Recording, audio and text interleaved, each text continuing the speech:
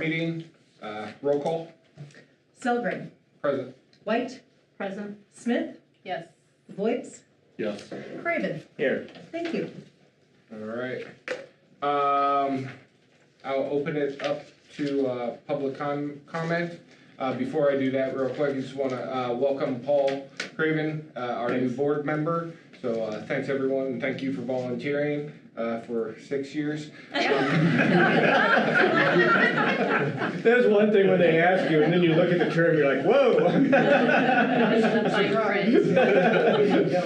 Be careful. Thank you, Paul. Really appreciate it, and look forward to serving with you. So, public comment. Anyone wishing to speak should come to the lectern and state your name and address for the record. Very good. Do you guys groan when people come for public comment? Actually, it's surprising. Very often. We don't get it very often. Well, hopefully I can make this exciting for you. I will try very hard to move quick. I passed out a piece of paper that is millions of words. I am so sorry about that, but it is a testament to all of the things that we do. So, I am Rachel Gokin. I'm the Executive Director of Warren County Economic Development. Thank you so much for giving me an opportunity to come here and speak to you. Today, I'm really just hoping to share with you what we do at Warren County Economic Development and hopefully encourage you to support us as an investor of Warren County Economic Development. So I always tell people our main mission is to grow the economy in Warren County. We're doing that mainly through recruiting businesses or helping the businesses that we have here, whether that's connecting them to resources to help them thrive, a whole slew of things. So to give you just kind of a summary of what we do at Warren County Economic Development, I kind of broke it down into business-related programming. One of the main things we usually hear when businesses come along is what funding, what grants, what programs are available. So we've tried really hard to build a toolkit that helps us be competitive when businesses come along. So several of the things I'd like to highlight. Every year we've been hosting a small business grant contest. This year is our 10th year of doing that, and I'm excited that we have upped the prize to $20,000, or cash, the total of $20,000. We actually divide that between 6 different recipients each year. So imagine, you can do the math, 20,000 divided 6 ways is not a huge chunk of money, but when you're talking about small businesses, a $3,000 to $5,000 cash injection can sometimes be the difference between buying that piece of equipment that they've had their eye on, and it would have taken them much longer to save to get to that. So the goal here is that we are helping them grow. We also, I'm talking so fast, I'm out of breath. Sorry. Okay, here we go. Hang in there. We also have a revolving loan fund that we administer. I have a few things in parentheses after each bullet, just to kind of give you an idea the impact that has had for Indianola. Let me go really back really quick. On the grant contest, over the 10 years, well 9 years I guess, that we have had the program, we've awarded $115,000 total. 95,000 of that has gone to Indianola businesses. So Indianola fares very well in that program. Then our revolving loan fund, we've made $85,000 in loans to Indianola businesses to date. We are working on creating a development fund so that we have a sustainable source of funds to spur economic growth in the future. Thinking about our grant contest, we're looking for a way to put money in a vessel where it can gain interest and be a perpetual source of funding for us to make these grants to businesses and also be a potential recruitment incentive. We administer a veteran-owned business grant.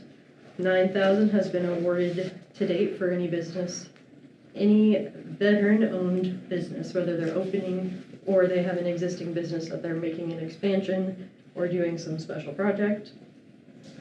We also do creative things like partnering with McCoy True Value here in Indianola to offer a commercial paint grant program. So if a business is doing any kind of beautification efforts, we really like to see them working on the outside, but it can work for the inside as well. They can get up to 5 gallons of free paint.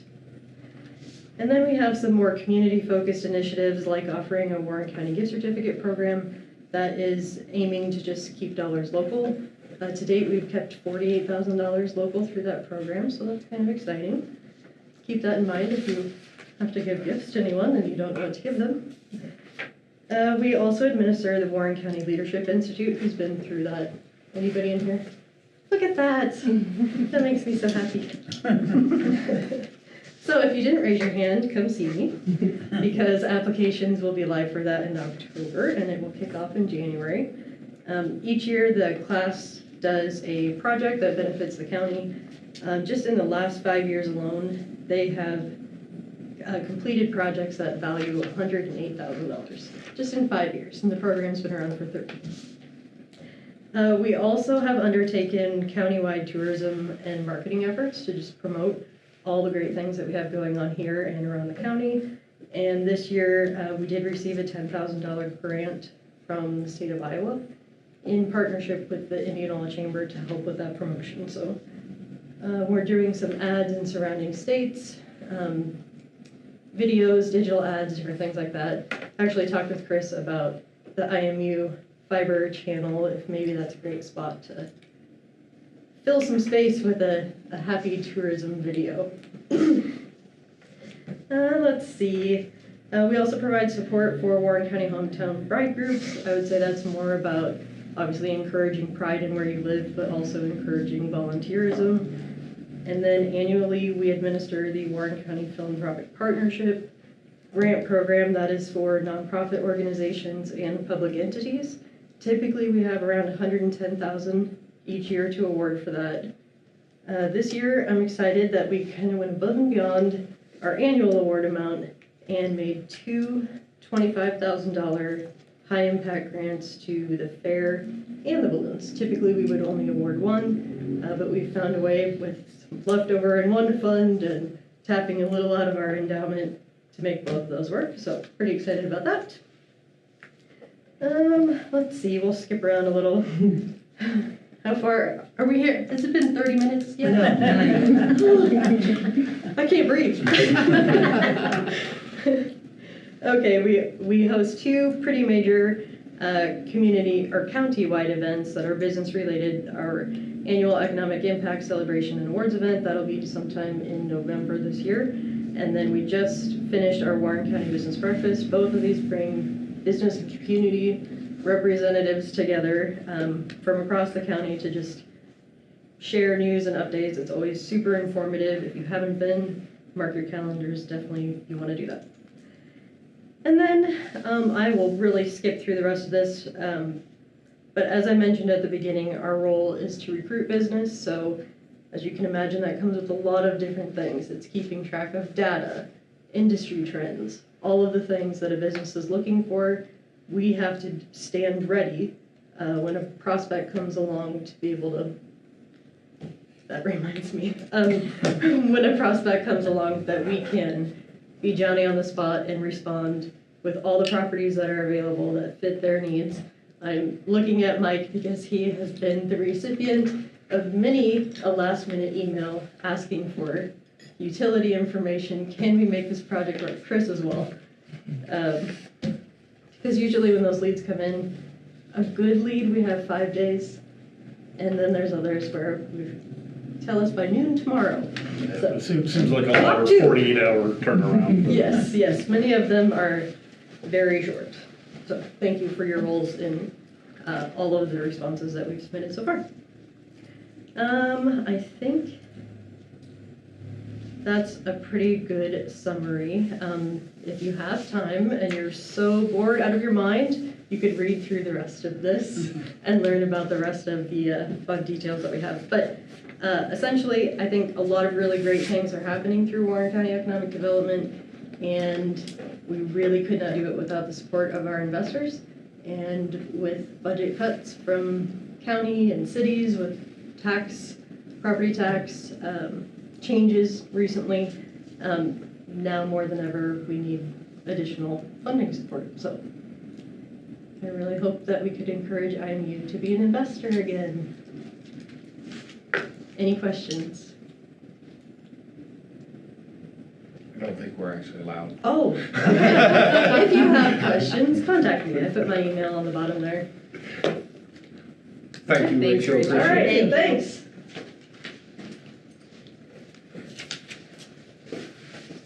All right. Doug? Am I up? Not quite, no, we'll be on not yet, consent sorry. agenda. Any other public Apologies. forum? Any other public comments? Not used to having someone talk, so it's throwing me off. Thank you, Rachel, again, though. Need for a first and second motion to approve the consent agenda. Second. Roll call. Selgren.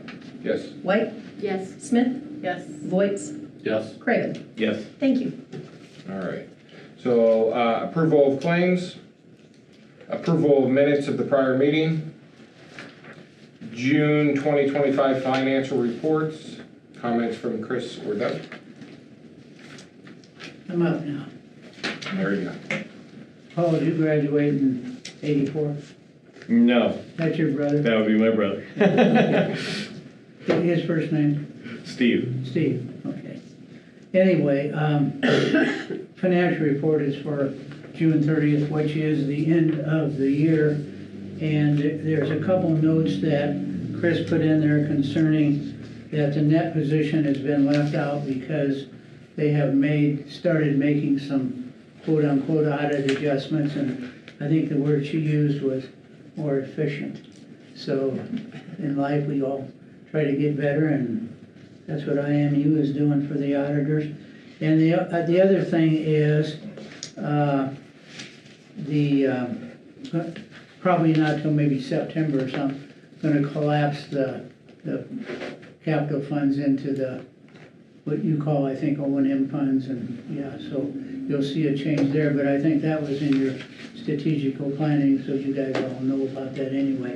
As far as the financial statements, I think that, I don't know that anything really jumped out, any differences, and it said it is the end of the year, and the revenues, the budget's been a pretty decent job of budgeting, and it's, they're within reason, and, I know that things will be just a little different till we get the audit adjustments, but they'll be coming, they'll be forth.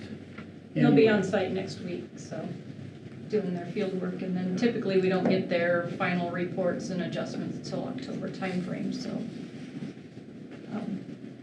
I did get the health insurance fund balance on Friday though, because that wasn't available at the time we published the packet.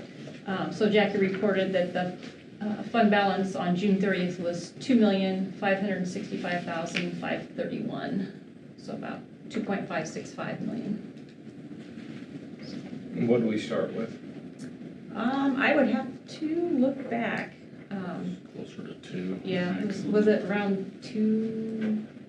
2 or 2.1. Yeah. So we're going the wrong direction still? All right. I do Stay have healthy. I do have a few questions. All right. I didn't spend a lot of time, but I spent a little more time because it was year end. So on water, we've been monitoring that all year with the revenue. Yep. And it did come in a little bit under budget, but Yep. not horrible. But then if you look at revenue, and I'm not including depreciation, but if you look at revenue and take out the expenses, we went backwards on fund balance, a couple $100,000, if my math is correct. But then we transferred almost $2 million to the capital fund and spent less than $1 million. Right. And I know that's just been an ongoing conversation that we've had, but I just wanna bring that up again, we gotta figure out how to spend that, and make more progress on the water side, so. Well, I think 7B should get you all the Yeah, way there. yeah, that'll make progress. And then, on the administrative fund, it looked like we brought in from the other utilities more than what the expenses were. Do we clean that up so that there's no fund balance there? Periodically, after we kind of, everything's been sussed out, and, you know, there's some bad debt that, the admin fund holds for the city, because we're on the accrual and they're in the cash, and, you know, so there's a couple of items needed before we can clean that up. And I think over the past couple of years, we haven't needed to, but as, you know, we take a look at that and get that all fleshed out. If there's any, what truly is excess, we'll distribute it back to everyone in the shares that they paid it in. Yeah, I just think it doesn't make a lot of sense to carry a fund balance in that more than what might be needed, so I would encourage that. It seems like I had one other question, but I can't remember what it was.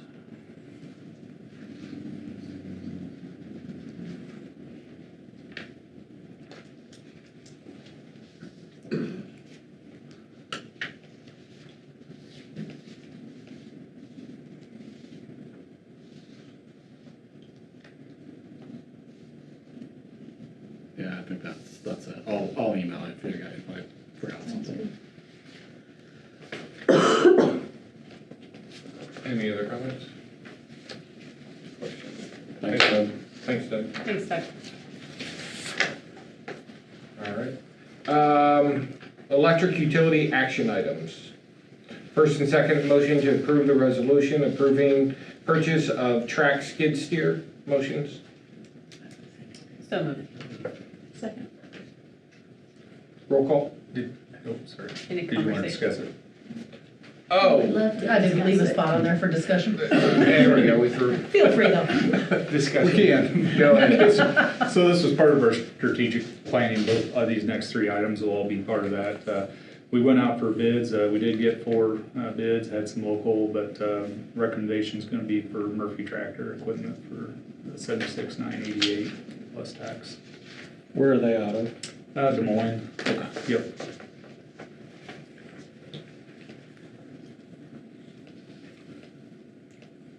Roll call. Voice, Yes. Craven, Yes. Selgrave, Yes. White, Yes. Smith. Yes. Thank you. All right. Need a first and second motion to approve the resolution approving purchase of truck chassis. So moved. Second. Discussion. Yep, so I'll kind of just do discussion on both these because this one and the next one kind of go hand in hand, as the chassis and then the dump body. We did send out to several vendors on both sides of these. We really didn't get a whole lot of bids back. The one we did get back on from Dewey Ford, they did bid diesel where we asked for a gas, but even if I back out, approximately $10,000 for the diesel, it still would be more than the one from Fleet side. Dewey Ford and Stu Hansen's, like a lot of those are all grouped under one umbrella now. So you get the same sales rep that covers multiple, and they just give you the best deal. So on the chassis side, and then on the dump body side, I did get another response back from Vanderhaeg's. They did respond. So we got 3 responses. 2 of them chose not to bid it.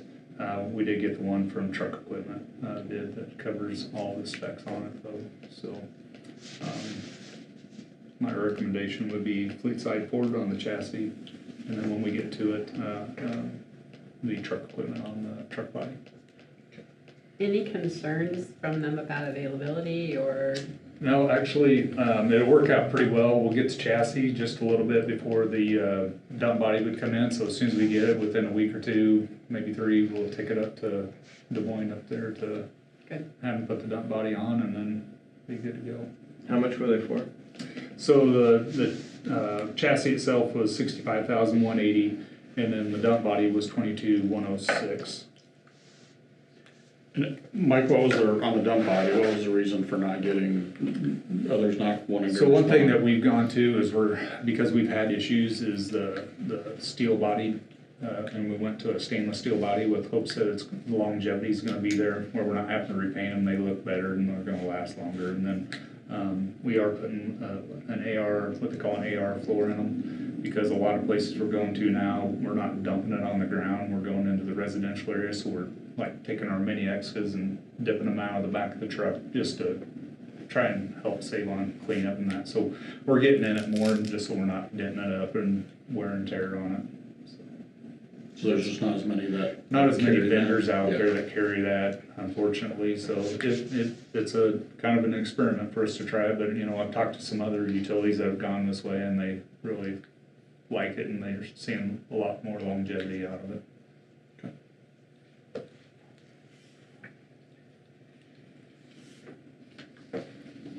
Any reason why, like, we didn't get did we get any feedback why the dump truck body, we didn't get any? That was kind of it, what Adam, Okay. yep. Alright. Alright, sorry, roll call? Celebrate. Yes. White, Yes. Smith, Yes. Voight, Yes. Craven. Aye. Thank you. Alright, need a first and second motion to approve the resolution. Approving purchase of the dump truck body, motions.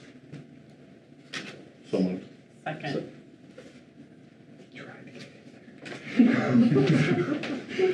Roll call?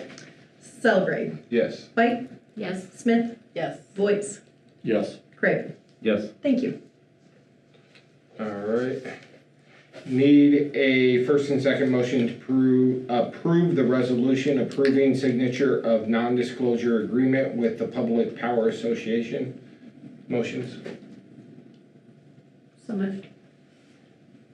Second. All right, we have an opportunity to look at purchasing some transmission as a group of municipal utilities. This would be in an effort to offset some of our costs. As you recall, I think every time we talk about volatility in the transmission market, you know, owning that and receiving revenue off of it offsets our expenses. This non-disclosure agreement is from the Iowa Public Power Association. They're kind of spearheading this group of municipal entities, and the information that they're going to be handing out is about some of the vendors and costs, and that some of these large vendors and other large utilities in the area wish to keep some of that initial discussion confidential for business reasons. And so this agreement allows us to find out some more information. It doesn't obligate us to make any sort of purchase or lay out any cash. This is, at this point, simply just to get some more information about if this is a fit for IMU and our purposes. Chris, do we know the other utilities that they've gone to, the list? Is it the typical municipal players in the state of Iowa? Yeah, there's certainly some you'd recognize. I don't necessarily want to bring them up, but ones that we regularly compare ourselves to are involved in this.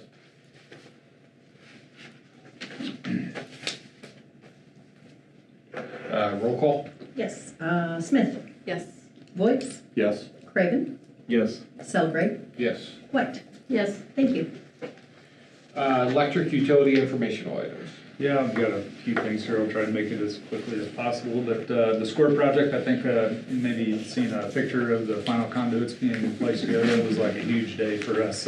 We actually stood at the hole and clapped. But yeah, we got mainly the alleys are all open back up again.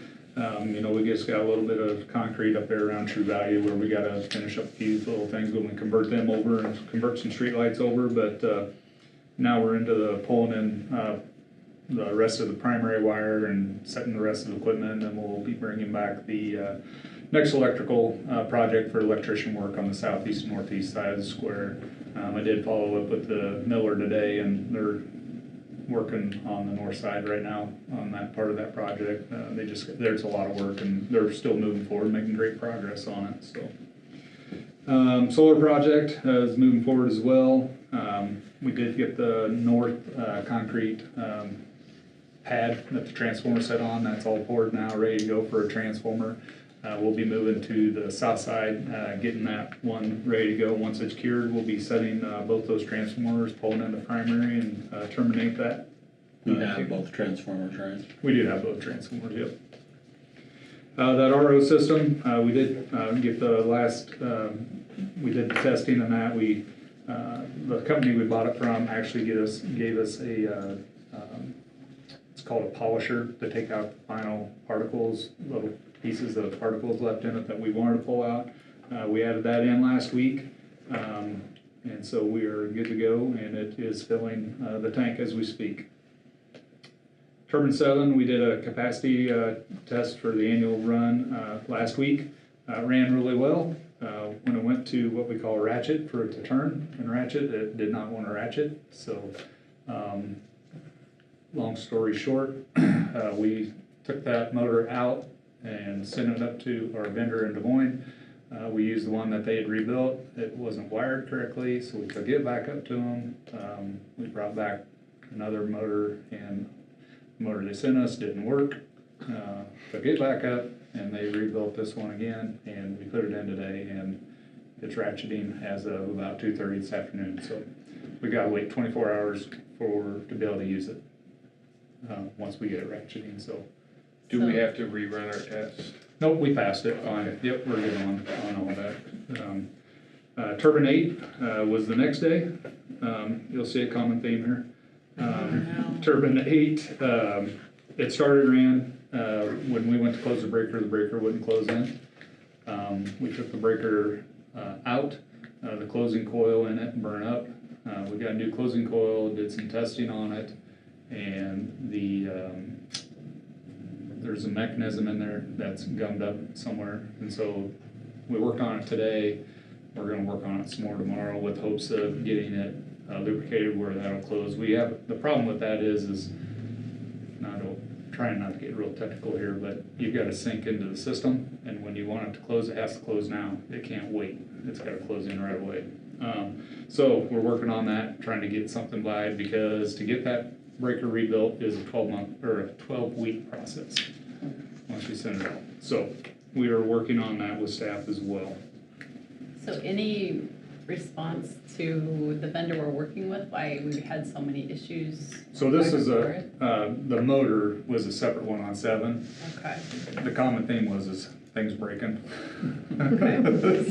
So, but yeah, this is actually the guy we're working with on this breaker. He has been a great vendor for us and resource for us to use over the years on when we had that failure in the East Iowa sub or the West side. He's been able to find us the parts for that stuff. Okay. And then Saturday, out here by our West Side substation, one of our underground 69 transmission terminators failed. It burned up.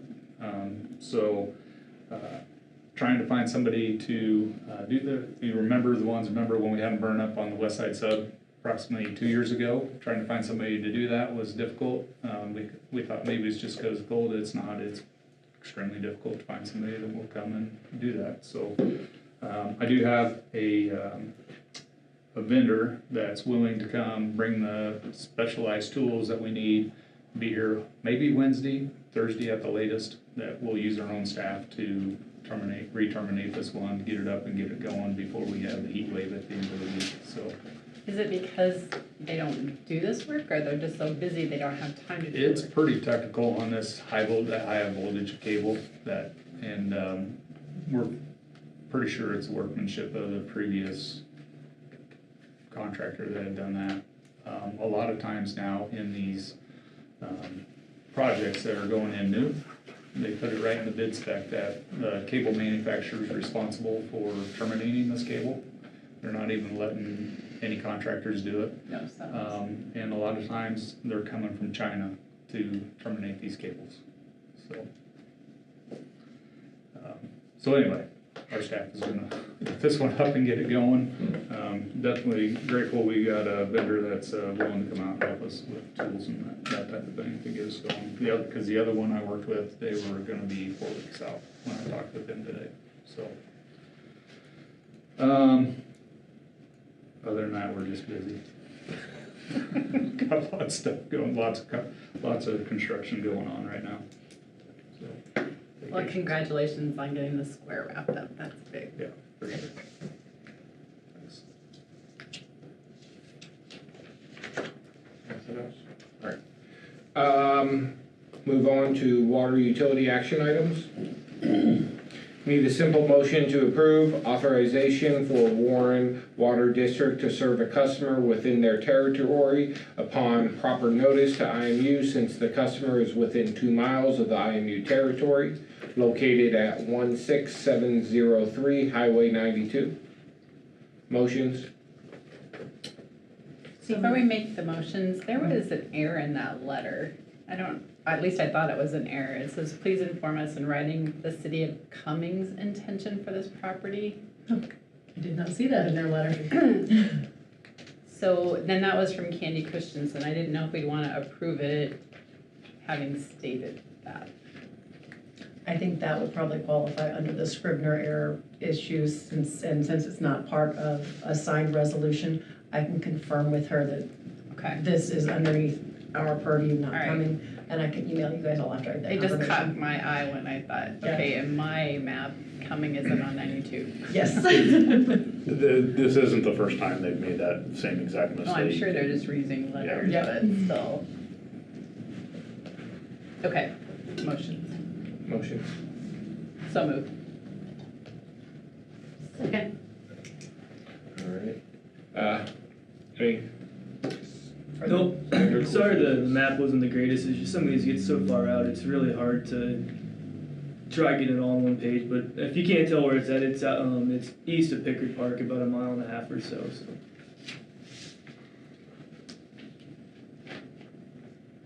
All right.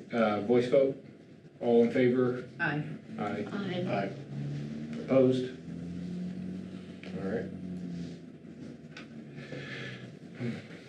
Need a first and second motion to enter into public hearing on plans and specifications, proposed form of contract and estimate of cost for construction of the water treatment facility standby generator project. Motions. So moved. Second. Discussion.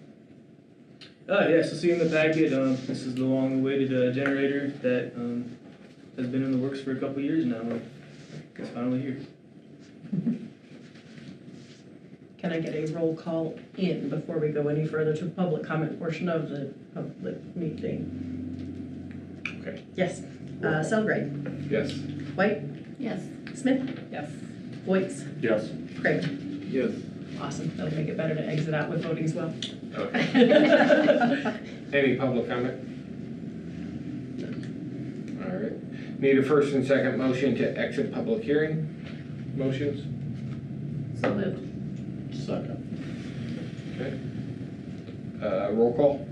Selgrade, Yes. White, Yes. Smith, Yes. Voights, Yes. Craig. Yes. Perfect. Thank you. All right. Need a first and second motion to approve the resolution approving the plan specifications, form of contract, and estimate of cost for water treatment facility standby generator project. Motions. So moved. Second. Any discussion? That is a long contract. Yes. Yeah. All right. Roll call? Selgrade, Yes. White, Yes. Smith, Yes. Voights, Yes. Craig. Yes. Thank you. All right. Need a first and second motion to approve the resolution awarding and approving a contract to Van Manen Electric, Inc. for the water treatment facility standby generator project. Motions. So moved. Second. Comments? Oh yeah, you can see we had 3 bids come in, very reasonable. We went with Van Manen. They were low bid. We had the engineer reach out to them just because they were so low. They stated that they have not missed anything and they feel comfortable with the bid they gave. So with B&K's request, it would be to go with Van Manen for the contract. And I'm sure we've probably used them before on other things, that they're pretty The only place I know they've been was on part of the streetscape project, but, I don't know. We've worked with them on other bigger projects around town. Yep, I've seen them on plan projects, just want to make sure everyone knows. Okay. Roll call. Celebrate. Yes. White, Yes. Smith, Yes. Voights, Yes. Craven. Yes. Thank you. All right. Need a first and second motion to approve the resolution authorizing payment number 1 for line tower recoding project. Motion. So moved. Second. Discussion. Yeah, so this is just the first payment for the Lime Tower. It is completed. They did have to come back and do some touch up. They were down here on Friday. Everything looks good, so we'll be submitting the final pay app the next meeting. Roll call. Celebrate. Yes. White, Yes. Smith, Yes. Voights, Yes. Craven. Yes. Thank you. All right. Water utility action, informational items. Yeah, so we'll continue to work with the contractors on the last remaining developments going in. We do have a scheduled shutdown, scheduled for Wednesday to fix a water valve. We left our 48-hour notices this morning, so all residents and a few businesses know about it. We still have a concrete pour back to get done. Just weather, vacations kind of got us limited right now, but hopefully here within the next week we'll have that done, and then just continue to locate and work orders that come in.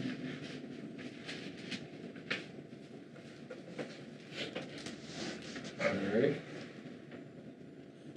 Communications utility action items. Need a first and second motion to approve the resolution to approve change order number 1 for project number 2024-2025-NOFA NOFA 7 phase 3 RS NO 14 division 1 final install. Motion. So moved. Second. Discussion. I'll try to keep those shorter next time. This project's been going Add a on for few a while. more so dashes it's and kinda- exclamations. Every time we have another phase to it, we just keep adding on. So, anyway, this is the change order from Telecom for the first division, part of phase 3 down there. It's the work we did last winter. Most of the dollar amount comes from a couple extra handholds we installed and some extra slack loops in the fiber. So there are some deducts in there too. We ended up pulling a bunch of the tracer in ourselves. The crew they had in here last December was from somewhere down south, like way down south, and they were not equipped to handle December in Iowa. So we ended up pulling some of that tracer in, so because we were in a hurry to get people hooked up. So anyway, the total amount of the change order is just $3,581.43, which is fairly common when we get out in those rural areas and start to work out there. So. Roll call. Celebrate. Yes. White, Yes. Smith, Yes. Voights, Yes. Craven. Yes. Thank you. Need a first and second motion to approve the resolution approving pay app number 1 to Telecom for the NOFA 7 phase 3 project. Motions. So moved. Second. Discussion. It's been a long day, guys. Sorry. And this is just, now that we've got the changeover approved, now we can pay Telecom the full amount, so. Roll call. Celebrate. Yes. White, Yes. Smith, Yes. Voights, Yes. Craven. Yes. Thank you. All right. Need a first and second motion to approve the resolution approving the technical services agreement. Motions. So moved. Second. This is for the engineering oversight for the final phase of the NOFA 7 phase 3 project, which is getting ready to get started here in a couple weeks. So this is a not to exceed amount. We are crossing the South River on this phase, so I want to make sure we have some engineering oversight a little more down there for this project. So my hope is that we don't spend anywhere close to the full amount, but Justin and I went over this from Newcom, and we think this would be the worst case scenario on it. So. Did we do this engineering oversight on the previous bid? We do, yeah, and they don't normally go over 10,000, but when, we're just concerned about the river this time, and we had some issues with telecom on the first phase, we wanna just make sure we get them planned this time, so, so, yeah. So, How do you cross the river? we'll bore underneath it, yeah.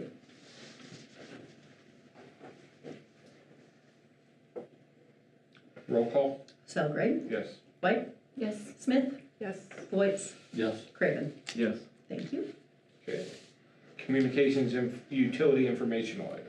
Yeah, we're, again, business as usual for this time of year, other than it's wet instead of dry, but other than that, but yeah, just in the summer, where we're taking a look at stuff up on the board, trying to get stuff, done before fall hits, repairs and things along those lines, so. Locates are still coming in, I just happened to check today, we ended July with 1,555 locates for the year, and so halfway through, that's where we're at, so. They keep coming in and, we keep, getting them marked, but it takes one guy just full-time pretty much doing that, so. Installs have been steady, you will see a new billboard on the west side of town coming up here later this week, so we had good luck with our one out north, so we're gonna put one out west, and then we'll circle back around with a different message out north in September, so, but we seem to be getting some decent response off that, so it's good to see. Do we have people actually mention them? I noticed. We're actually taking, we changed the order system. When people call in, it's now a pop-up that needs to be checked about just how did you hear about it. So we are starting to grab some of that data and to see. But we definitely noticed an uptick when that billboard went up north. We saw some increased site surveys going on, so which was cool. Great. So. Then yeah, final phase of NOFA 7 is going to start here in the next week or so. Telecom's got some equipment; they're starting to mobilize already. And then you probably also saw on Facebook our Tier 1 support position is open. We've been advertising for a few days on that now. Had over 20 applications, which is interesting. Obviously, they're not all feasible ones or good ones, but before we were just having trouble getting applications at all. So it seems like maybe the job market's changing a little bit. So anyway, hopefully we'll start doing interviews next week and then the following week, and my hope is to have somebody in place by October. So.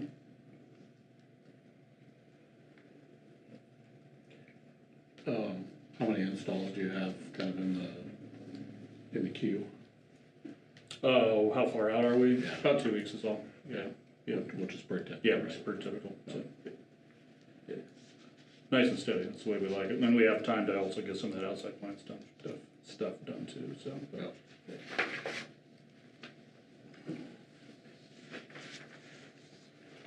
All right, combined electric, water, and communications informational items. All right, I think Chris mentioned it before, but we got audit next week. The 18th to 22nd auditors will be there. I don't want to knock on wood or jinx anything here, but Chris we talked a little bit earlier about some of the stuff that we couldn't show because it's not comparable anymore. Chris is much further this year in the process, so while it might add some confusion, that is a testament to Chris is getting that process down, and we're substantially further forward than we have been in the past. So I anticipate another good audit. Hopefully they won't be here all week, but we've got the week for them. I got a couple of meetings regarding that IPPA transmission purchase. I'll let you know as that stuff materializes, what it looks like, and what exactly I can share and when. So that'll probably trickle in. I do think from some of the concepts installed or that we talked about, the costs and the upfront costs will be much lower than maybe any of the other opportunities that we've looked at. And this is a good group of utilities to be involved with, so it is promising, and if it all pans out like it's supposed to, I think you guys will like this. Been busy with a couple of the items that we've talked about in closed session, both last week and coming up, but I'll get you some more detail there. During those closed sessions, I got a meeting on the 20th and 21st. Just as an update there, the financials look good. And as I've talked with some of their staff folks and get updated, I think as you'll recall, they said after our last year's 9% wholesale increase, they said prepare yourself for 3 years of 5.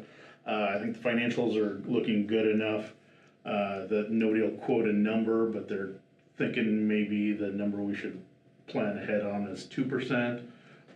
So I think all promising there. With the volatility, I guess we're one storm away from changing that. But right now, things look good. Later this week, I got a Chris, facility. quick question. Part of the reason they were driving that larger increase was the closeout of the plant and the cost to, there's a term for it, I can't remember. Retirements of all those. Retirement, has that concern on their end dissipated, or? So I think that's one of the concerns. That concern now, I think, is somewhat built in, and they're happy with what they're saving towards that. The volatility in the market and being, prepared for the unexpected was driving probably the larger portion of that increase.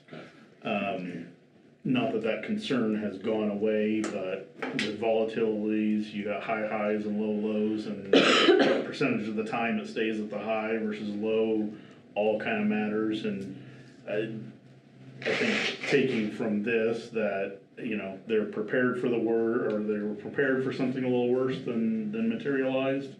And I think now at least I appreciate that they're maybe not panic. I don't want to say panicking as much, but they're taking a little more measured approach that, given some scary results or scary potential, that it didn't materialize out. Well, now we got a couple of years of that in a row that I do think that maybe there'll be more support for, let's just take a deep breath before we vote, and, so, don't want to say I'm shocked, but it didn't turn out as bad as it could have. Obviously, there's still time left in the year, but got a facility tour on Thursday with Paul. Gonna take him around, show him where all the action happens, and so if anybody is bored, they can join us that afternoon. But we'll visit all the facilities and get him more familiar with some of the votes that he's gonna be taking in the future. Our solar install is going well. They are still not behind schedule. I'm not gonna say ahead of schedule, but they're not behind schedule.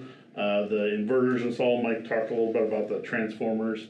They got the inverters that were delivered a couple of weeks ago. They are on their final resting place. The torque tubes and all that's still being installed. They're readying the rest of the land. Like things look good. I'm optimistic. Weather will be the only hang up that we have for not being fully operational in December. So things are looking good. And lastly, open meetings training. I think you all received an email from the city. If you can attend that one, feel free, that's great, but that open meetings training that you'll see at the city is the same one that I emailed you about that same time that Jackie's message came out. So there is opportunities and times. I know some of you reached out and said that time doesn't work for me, but this other time that you sent worked.